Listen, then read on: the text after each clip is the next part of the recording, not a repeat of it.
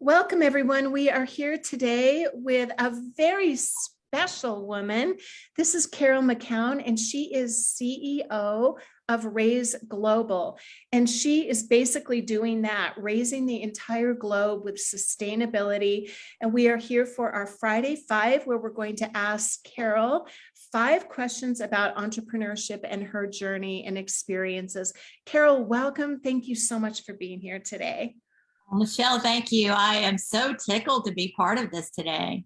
It's great. I absolutely love that you're here. Before I ask you our 5 questions, could you share just a little bit about Raise Global? I would love to. RAISE means Responsible Alliance and Social Enterprise. Around 10 years ago, I felt as if there are large corporations who were making money off the selling of food or water or knew how to create electricity, then why would there be regions of the world that have the inability to get good food, pure water, electricity, housing, and so forth? And so for the last, 10 years, I've traveled the globe to work with innovators to find solutions for first world problems that also meet the needs of people in the third world. And it has just been the most unbelievable journey. So question number 1 is, what made you take the entrepreneurial leap? And I think you just answered that, because you're very, very passionate about what you're doing. You're making huge impact. I mean, it's incredible what you do. You're obviously very passionate about it. Was this your first, what was your first foray into entrepreneurship? Well, I think that I was created to be an entrepreneur. When I first started working as a young person in college, I founded a business that photographed sporting events in and around Chapel Hill, North Carolina, where I was in college, and then expanded that to build a global sports photography business. Around 2010, I went through a really hard time personally, a divorce and so forth, had to sell that business and was left wondering, what am I supposed to do? And I just don't know that I've ever had the personality type to go and work in a large organization or do anything outside of an entrepreneurial type thing. And so in 2011, between January and March, after the darkest period of my life, I started having dreams, and it was the business model for Raise. And when you start understanding that your purpose in life is something that is so important to making a difference in the lives of other people, you just can't say no to it. And so that's kind of where this started. It literally started in dreams. Okay, so there's a few things. There's no way I can stay on topic with just 5 questions. So we're going to go a little deeper into these. Okay. So initially, when you say dreams, this is, well, let me back up a minute, because there's always this controversy. Are entrepreneurs born or are they made? And I think we talked about this before, where Gino Wickman has this book about taking the entrepreneurial leap and insists that they are born, which I have to agree with. It's kind of in your DNA, all these qualities that come together. And when you say dreams, were these like literal, I go to sleep and have a dream, or like dreams like the ideas you were having, or a combination of both? It actually was a combination of both. I had gone on some mission vision trips during the period when I was selling my business and going through the divorce. And I was in search of something bigger for my life. And when I went on these mission vision trips, I could automatically see, well, if we did this, then we could help these people. If we did this, we could do this a different way. And it was just the DNA of who I am. Is like, I can easily see how to create business out of all types of circumstances, but I wasn't clear on exactly the course of what I was supposed to take. So I'm a woman of faith. And so I started praying about it. I was like, I just need to know what I'm supposed to do. I'm willing to do anything. I just need to know what it is I'm supposed to do. And so I had a couple of like miracles happen in my life, like literal miracles that could not have been circumstantial. It just was so amazing. And I would start waking up in the middle of the night from January of 2011 until March of 2011, almost every night, like at 1 o'clock in the morning. And at first I thought, how annoying. But then it was like I had the clearest vision at that point in time. So I literally would get up and I would start writing notes, little notes, even the name of the company, Raise. What does it mean? Responsible Alliance and Social Enterprise. What is its objective? It's to lift the bottom up. It's to bring people together. It's to lift up innovation. It's to lift up CEOs of major corporations so they have a mindset that part of the DNA of their company should be to do something world changing, because they have, guess what? They have the funds to do it. They have the technology to do it. And they have the people to do it. So when I first started it, I thought, well, I'm supposed to inspire these big companies to do this. And I found out really quickly that even though I was getting the consulting gigs, I got several in the Atlanta area with big corporations, that it was like trying to move a Titanic. They were so busy with their everyday business and managing their stakeholders that until they became personally attached to it, they could not achieve it. And the solutions that were out there, especially in the sustainability sector, the solutions were so expensive that there's no way that the CFO would engage in doing what we were talking about trying to accomplish. So I put my money where my mouth is, and I launched a division of Raise Global called Raise Energy Solutions, for the purposes of finding those solutions that made sense to the CFO of these corporations. And if it didn't make sense, it shouldn't be part of our portfolio of technologies or solutions. And so that's what sort of launched this whole thing. It was the building of the ark, if you will. You can't survive the flood if you don't have the ark built. And so that meant going out and finding the best in class technologies in all of these different sectors, so that when the opportunity arises to talk with these big corporations, we have the tools in place to implement exactly what we are talking about. But not only do we have the tools to create the solutions, they are tools that are, when they're put in place, they add value to the bottom line, value to the people, and value to the communities that we serve and that corporation serves. So it's a win-win-win for everyone. This is such a powerful conversation, because just in what you said is really the outline for the entrepreneurial journey. I mean, there's this repeated theme where it's how we respond to challenge, really. So, and that resiliency. So when you're hit with a divorce and all the stuff that brings, oftentimes people will just contract, they get smaller. But what I've noticed is entrepreneurs tend to look immediately for the opportunity.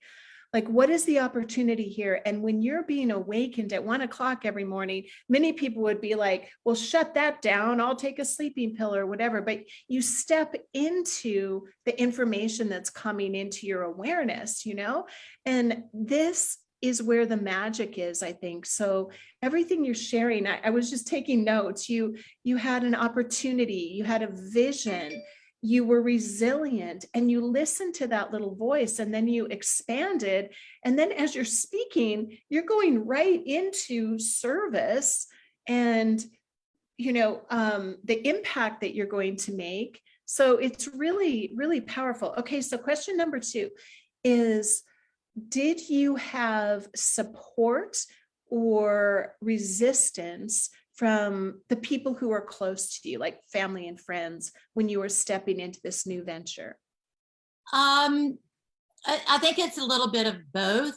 First of all, when you look at an adventure that is so big and the vision that is so big, that intimidates a lot of people, and they think, well, there's no way you can do that, right? There's no way you should be able to do that. It's too big. And why do you think you have the power to do that? You came from a photography background. What in the world would enable you to do a world-changing vision? Exactly. Yet I have had the opportunity to be raised by incredible parents who always believed in me and always supported me no matter what it is that I had going on. My father, my grandfather, they were entrepreneurs. They always had, I lived in a family that you work for yourself. My brother is an entrepreneur, and now my sister's come on board and is working with him. I think it's just part of us believing in us and knowing that we've got the support of our family no matter what. I can remember, this is not an easy journey, and I can remember days where I was just like weeping, like, what do I do next? And my mom, who was a stay-at-home mom, would be like, oh, I'm fearful with you. You know, this is a big risk. I'm ready for something to happen. And my dad would be like, you got it, girl. You know, you can do this. You are amazing, and you cannot stop. And I just am so blessed by that. Now, I've had friends that just don't get it. You know, they just don't get it. They're like, you know, why are you investing all your time and effort into doing something so big? And yet I have other people that are literally praying for me, literally knowing that the outcome of what we're trying to do is huge. And I've gotten support from the weirdest places, you know, just telling the story, and then have other people come beside me and say, Carol, I want to introduce you to this person, or I'm going to get you in the door over here. I mean, I've met prime ministers of countries because of people believing in me when it was at the smallest level. And Wow. I don't know why. Now, has it been easy? No, I've been fearful. I've had, you know, places in this where there was a period where I was like, where is the next check coming from? How is this going to work?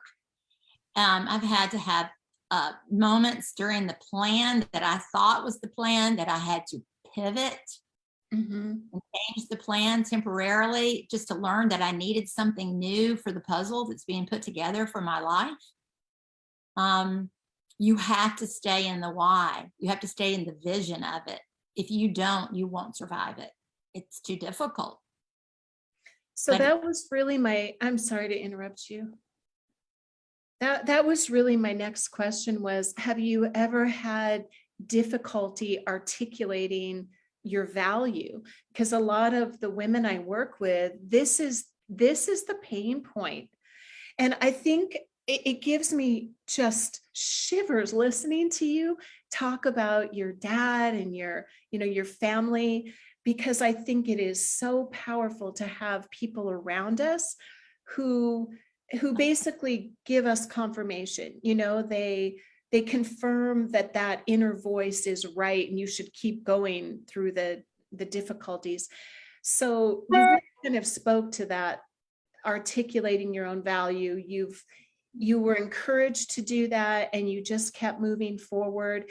What would you advise women who struggle with their own value? How, and maybe they aren't connecting, they're connected with their why, but then they're getting a lot of resistance or doubt, or it's other people's fear. It's like your mom saying, yeah, I'm right here on the floor with you. Like, this is scary. Yes. And I think many women the 99% of the people are saying, come back, you know? So what advice would you have for them? I would give this advice to any human being, male or female. You are perfectly and wonderfully made, and you are put on this planet for a purpose. And you know in your soul what your purpose is. And if your purpose is an entrepreneurial endeavor, and you have peace about that next step, go in peace and understand that you'll be given all the tools that you need, all the favor that you need, all the openings that you need to reach what you purposefully have been created to do, period. I don't ever doubt who I am. I'll tell you a funny story and you'll go, what? But my mom had a picture of all three of us kids in the living room of her house when we were all about 3 years old, little portraits. And they moved to a smaller place and didn't have room for it. So she gave me that portrait. And it's in this old, beautiful antique frame. And I put it in my bedroom. And whenever I start having these doubts about my ability or my plan or my purpose for my life, or that I may not be enough, which is something that a lot of people go through, I'm not enough. We all think that every now and then. I go and I look at that picture of that 3-year-old in that precious little dress with a curl and the curl on the top of her hair. And I see a perfectly made little girl that was made for a reason. I kind of step out of myself and I look down and I say, you know what, little girl, you can do anything that God has purposed you to do. And I see it a lot. I look at it all the time and I go, you know what? How could you not be that little girl, not be loved by God himself? And you know what? That's me. And he's the one that gives me the ultimate strength in all of this, because it's too big of a plan without him. And that's just the truth of it. Don't walk in fear. Step forward in faith. Now, if you walk into something and you have that angst, like, I don't know about this, and there's this real angst about that, that's when your time is to step back, be still, and wait for peace to show you what the next step looks like. I can't tell you how much time I've spent in that quiet, still place on this journey, waiting for the next step. And there's a lot of that. Don't just rush ahead, because that's where you're going to find yourself in the swamp. You know, there's an old Chinese proverb that said, when you're uncertain about something and the lake water or the water looks very muddy or unclear, you don't know what the next step is, to be still. Watch the sediment hit to the bottom and then you'll get clarity. Well, I think there's a lot of truth in that. And that's kind of the way I handle my days or weeks or months when I sort of go through those periods of uncertainty, or where I don't know or don't think that I have enough to make the next step. So beautiful. I so appreciate you sharing this. It is of tremendous value. There's something I do with my clients that I work with. It's called the peace process.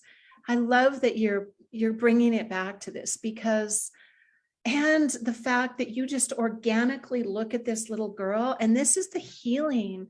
And I know humans of any age or sex or whatever, but I work primarily with women who are like over a certain age. So a certain age, I hate that, but you know, who are like over 50 usually.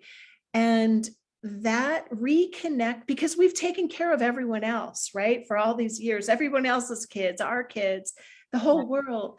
Right. But the fact that you are connecting with that little girl, and it really comes down to that, like the healing and giving to yourself what you keep looking for in the outside world, and just saying, no, I'm going to take responsibility for this. Come to that still place. No, I'm not alone. And then focus on that little girl and looking at the value. That is such a powerful thing. I so appreciate you sharing that, Carol. And then let's see, I was taking notes. What else? Oh, the conviction to move forward, and the commitment and the conviction and clarity. Conviction, clarity, and commitment to move forward in peace. Mm-hmm. I mean, think about the power of that. Anyone who's listening, ladies, you don't have to move forward. I just talked yesterday about chaos. And that when you're feeling chaos, and maybe you can speak to this too, it's usually, to me, it's like the creative soup. So when the chaos is there, it means like everything you need is like swirling in your brain or whatever. Then you come to peace and you will get clarity, which then gives you conviction and then the commitment and the energy to move forward. It's like God didn't just abandon us here, but we have to give it to ourselves. So you said all of that just so beautifully about the picture, and that's a very powerful exercise. I don't even remember where we are in our questions. Number 4. Yeah. What are your thoughts about the statement, start before you're ready? I think that is the nature of an entrepreneurial world. You're a risk taker. You're going to be a risk taker. I was talking to a guy yesterday who has built a super PAC for decoupling the U.S. with China and trying to bring back jobs and stuff like that to the U.S. And I said, why aren't you out there talking to people about it? And he's like, well, I don't have my website built yet. And I don't have this done yet. And I don't have this done yet. And I'm like thinking to myself, and I told him, I said, but what you are doing is so valuable. You could go ahead and start taking your vision, write it on the tablet and put it out there. And if women want to be perfect, it's in our nature to want to have the perfect hair and the perfect makeup and the perfect bodies and all this stuff, because the world has told us you have to be perfect to get anything done.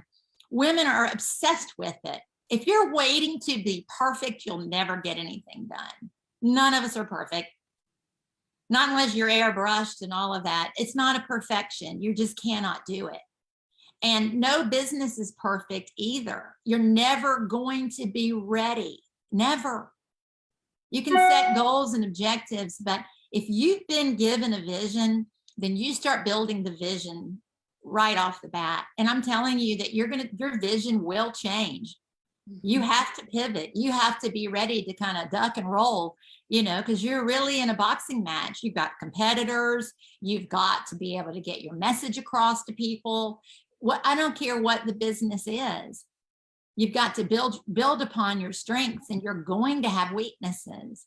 And it's funny because as you start building and moving forward with your strengths without perfection, there are other people that will come along who kind of fill in the gap where your weaknesses are, because they're going to join your vision. They're going to be a part of it with you. You have to move forward. It is a risk-taking, and it is a risk-taking endeavor, but it's worth it because it's what you were purposed to do. Just right with you. I love the way you shared that.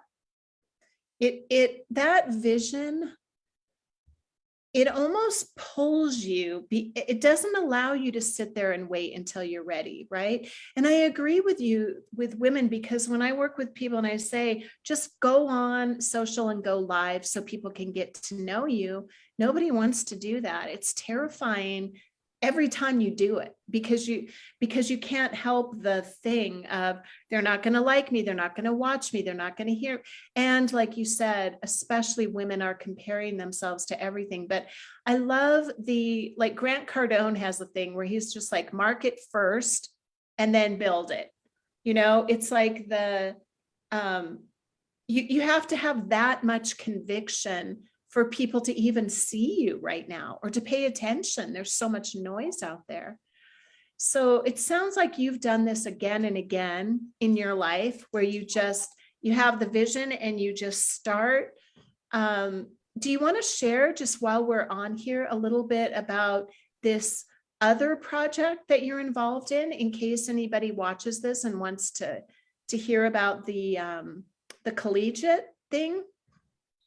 Yeah, I'm happy to talk about that. That's a whole nother thing, and I don't know. Not a whole nother thing. Popped in my head.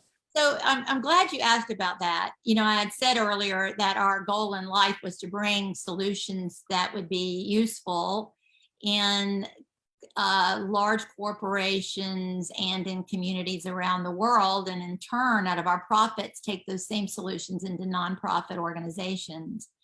But as believe it or not, is part of the dreams of the 2 months. One of the things one night was about that we're building this for 3 generations. So that's 100-year plan. So if you look at that, we're looking at 21 plan. And to build it for generations, it means we need to start engaging the next generation behind us with these mindsets about how to do business, how to look after your environment, how to look after other people with the knowledge and people and talents that you have. And so this year, right away in 2022, we're going to be launching a collegiate ambassador program to start implementing these solutions through students on college campuses and or trade school campuses across the globe. And our goal is twofold. One is to put together a collaborative effort amongst the new thinkers, the new brains, the new talents that are coming up, but also to teach them, like wise old owls, through mentoring processes, the ability to implement it within where they are now on their college campuses, but when they graduate into the corporations, into the entrepreneurial endeavors, or into wherever the small businesses that they are being led to once they graduate, so that we can start taking a new approach. And so I'm excited about this collegiate ambassador program. And one of the things I'm most excited about is that my son, Evan, and one of his best friends came to me and said, we want to do this. We want to lead this endeavor.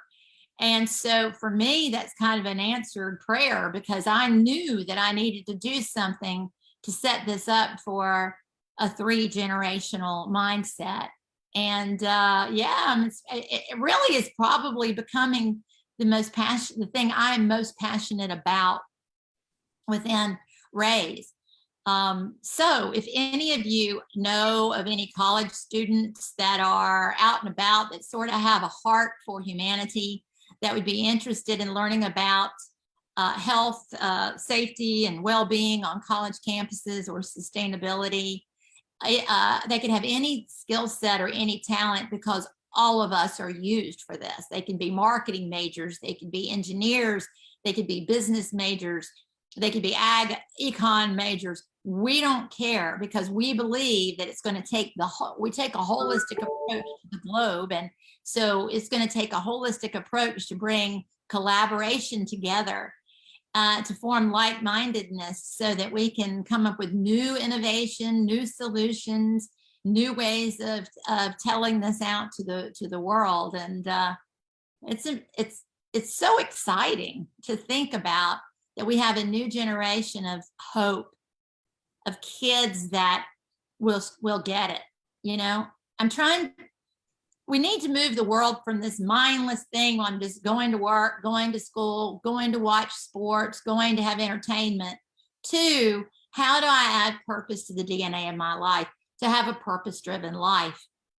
And so if we can help students kind of give practical application to that, then we all win, because then we have the future innovators of the world coming up. And that's what makes my heart sing. Oh, exactly. I just love that. It's in alignment with, and we didn't even talk about core values, but you talk about that so much. It just is so much who you are. It's so obvious. So Carol, I could talk with you all day.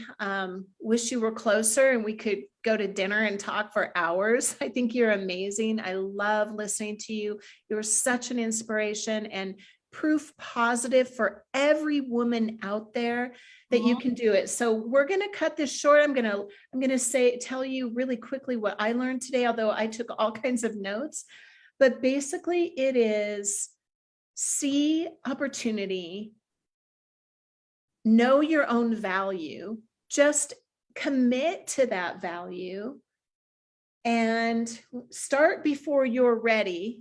Having 100-year plan is a really cool idea because you're expanding all the people that you're serving. And then your vision is even bigger. You're going to attract more people, right? And then go in peace. And I think we'll leave everyone with that. Just go in peace and confidence, knowing your own value and that you are here to serve for the next 100 years if you can, to really make an impact. So thank you so much for your time today. You were just absolutely brilliant and lovely. And I can't wait until we have another opportunity to do this.